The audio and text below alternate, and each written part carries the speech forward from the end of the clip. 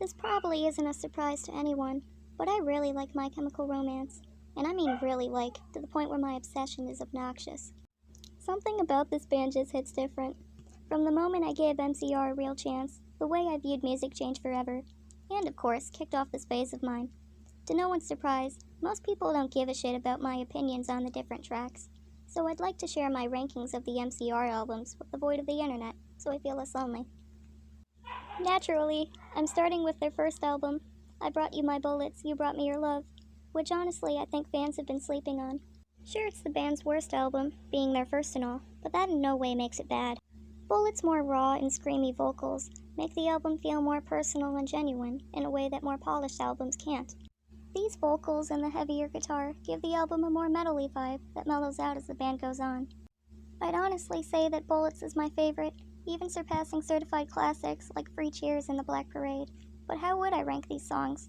From worst to best, I'll be ranking off my personal favorites, since I'm no musical expert. Before I get into the actual songs, I'd like to discuss Romance, since it doesn't really feel like a song, it's more of a prelude. I feel that Romance is an excellent way to start off the album, without any vocals or anything. It's just some pretty guitar that you get to listen to before you get into the heavier Honey, This Mirror Isn't Big Enough for the Two of Us. And it's just nice. I like it. But I won't be ranking it in the video. No, God! No, God, please, no! I think it's neat that none of Bullet's songs are awful, with each song having something to enjoy about it. With that being said, I think Cubicles hits the weakest for me. Don't get me wrong, the melody is pretty catchy, and the lyrics are fun to sing, but the fun lyrics are also the song's biggest weakness. Cubicles can come off as pretty whiny when you take the lyrics at face value, and the office theming sticks out a bit more than it should. Vampires Will Never Hurt You takes the vampire concept and makes you care by the use of the tone. Cubicle's tone almost feels like a joke.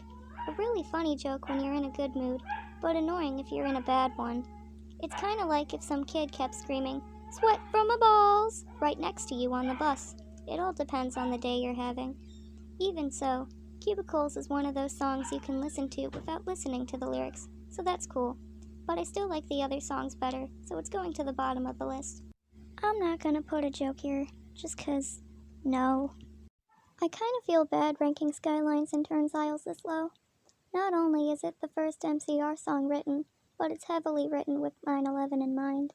On a positive note, Skylines has a lot more to say than Cubicles does, and it's immediately clear what we're supposed to feel from the lyrics.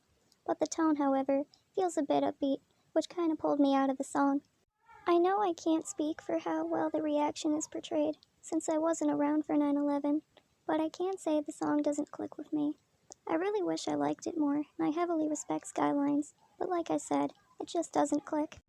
Luckily, I think future MCR songs, like Cancer and Scarecrow, are absolute bangers, and we can only go up from here. That's a big-ass mirror. I have big-ass eyebrows. While Romance is an excellent way to kick off Bullets, Honey, This Mirror Isn't Big Enough for the Two of Us is a fantastic opening song for the album. We go from this pretty, romantic-sounding guitar to a more blunt guitar once the song starts.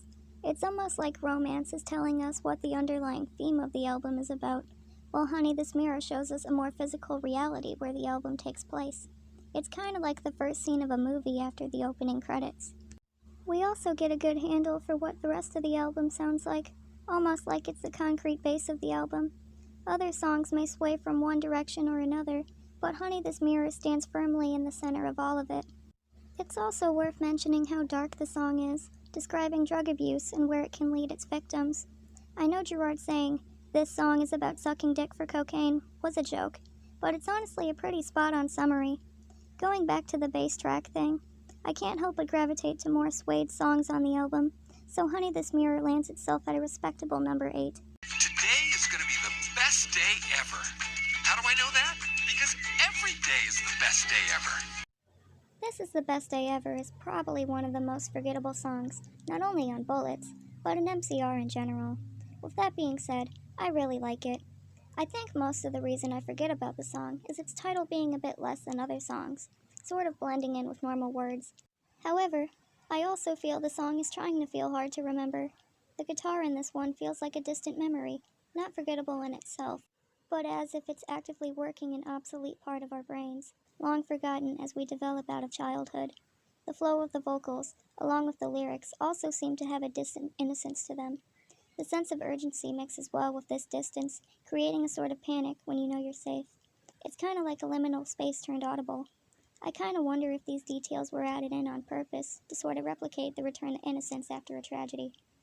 Considering Skylines and Turnstiles comes not too long before it, or maybe I'm overthinking everything and driving myself crazy.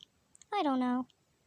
Either way, I don't think it's fair to rank this as the best day ever any higher if I forget it exists sometimes. So that's why it's here.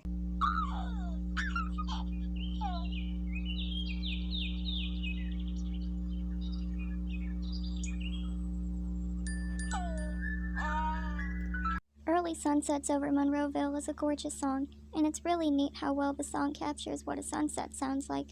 It's one of those songs that's best listened to when you're driving peacefully at night after a long day, and the longer 5-minute runtime further exemplifies this strength. Even so, Early Sunset's biggest strength is probably its sense of morning. The lyrics never feel cringy or juvenile, and you're left a bit sad by the end. This was definitely the best follow-up after Skylines and Turnstiles, representing grief after the initial shock of a tragedy. With this being said, I always love this one when I'm listening to Bullets, since I'm still in a pumped mood after Headfirst for Halos. I can't decide if I want to blame Early Sunsets for being too mournful, or Skylines for not bridging the two better. Oh well. You are all to blame.